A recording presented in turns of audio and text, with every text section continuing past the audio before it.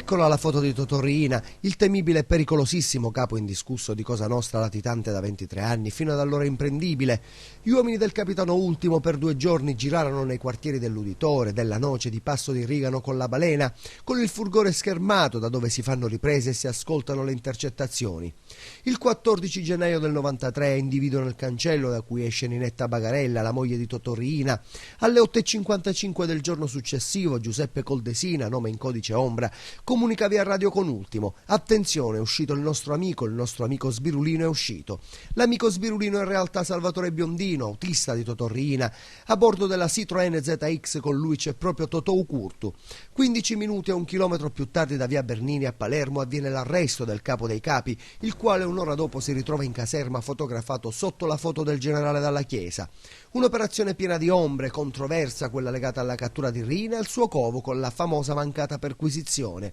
Anche i giornalisti dopo la cattura del boss furono portati in un altro luogo, un'antica villa, poco distante dal vero covo di via Bernini.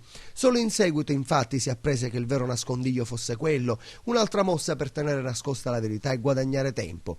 E a 20 anni di distanza dalla cattura, Corleone diventa la capitale dell'antimafia con il Festival della Legalità in Tour, organizzato dalla 03 SRL col patrocinio del Comune di Corleone e la collaborazione del CIDMA, dell'Unione dei Comuni del Corleonese e del Consorzio Terre di Corleone. Dibattiti, mostre e videoproiezioni nel segno della legalità e della lotta alla mafia si susseguono per 3 giorni, da ieri fino a domani 15 gennaio, data storica in cui Totò Ucurtu fu ammanettato dopo 23 anni di latitanza.